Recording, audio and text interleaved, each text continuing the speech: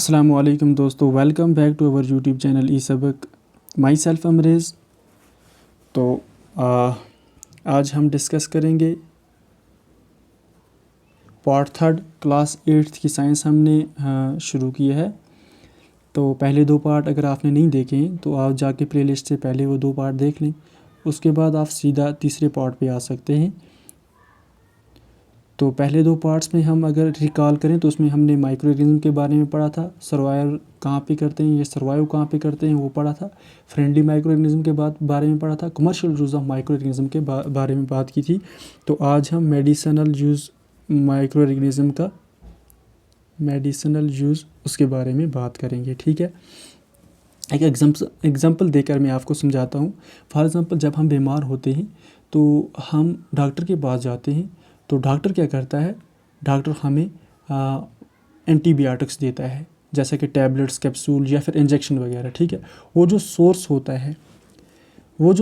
होता है किस में, वो जो मेडिसिन्स हमें देता है, टैबलेट्स वगैरह जो हमें वो देता है, उसमें जो सोर्स होता है वो माइक्रो ऑर्गेनिज्म का सोर्स होता है। किसका होता है? माइक्रो ऑर्गेनिज्म का सोर्स होता है। ठीक है, माइक्रो ऑर्गेनिज्म का उसमें भी सोर्स होता है।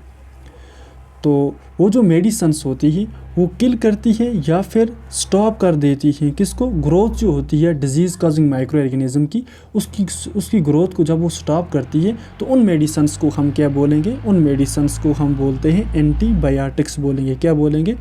एंटीबायोटिक्स हम उनको बोलते हैं। ठीक है, तो आजकल हम देख रहे हैं ये कि बहुत सारी जो मेडिसिन्स होते हैं, एंटीबायोटिक्स होते हैं, वो तैयार किए जा रहे हैं bacteria, with the help of bacteria और फंगे के ज़रिए। ठीक है, फॉर एग्ज़ाम्पल हम बात करेंगे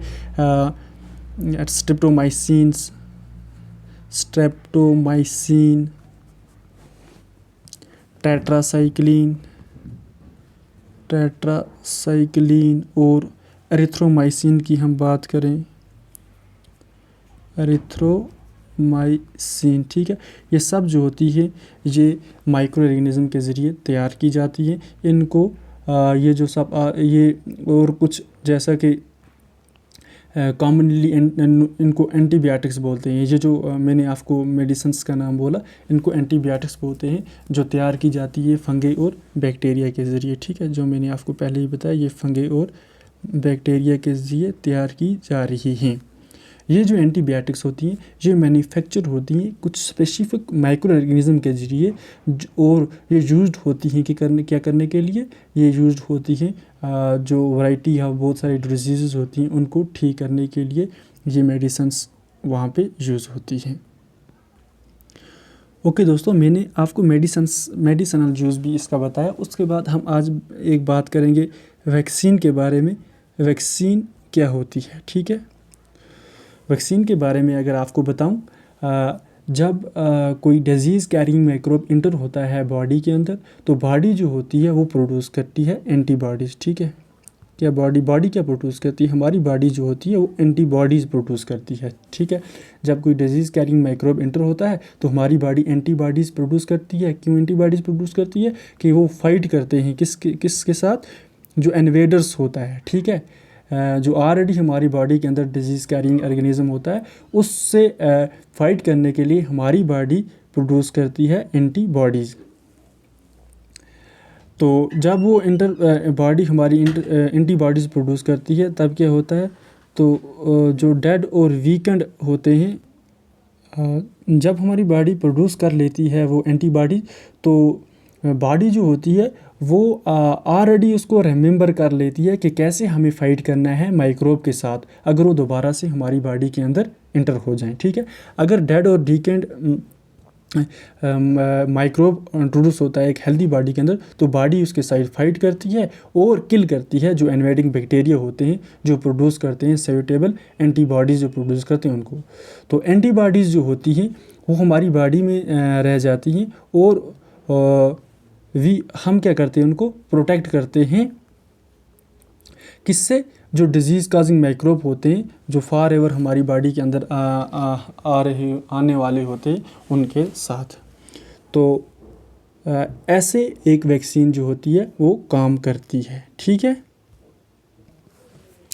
एक बार मैं और आपको इसी को रिवाइज़ करता हूँ वैक्सीन के बारे में।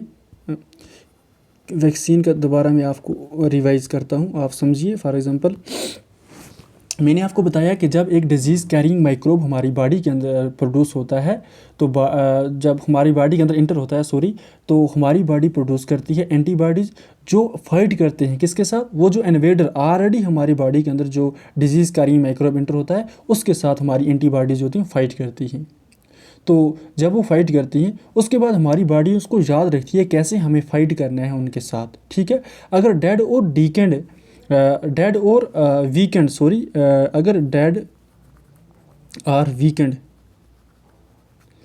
माइक्रोब्स जो होते हैं वो इंट्रोड्यूस हो जाएं एक हेल्दी बॉडी के अंदर, तो बॉडी जो होती है वो फाइट करती है और किल करती है उस इन्वेडर को। ठीक है, तो एंटीबॉडीज़ जो होती हैं हमारी बॉडी के अंदर रह जाती हैं और ये प्रोटेक्ट करती हैं किसको, हमें प्रोटेक्ट करती हैं, बचाती हैं जो डिजीज़ काजिंग माइक्रोब्स होते हैं, फॉर एवर आने वाले होते हैं, उनसे हमें क्या करती हैं, बचाती हैं। तो इस तरह एक वैक्सीन जो होती है वो काम करती है। ठीक है दोस्तों, बहुत सारी डिजीज़ जैसा कि कोलेरा CHOLERA, ट्यूबरकुलोसिस जिसको हम TB कहते हैं, ट्यूबरकुलोसिस, स्मॉल पॉक्स, हेपेटाइटिस, ये प्रिवेंट होते हैं किसके ज़रिए, वैक्सीनेशन के ज़रिए।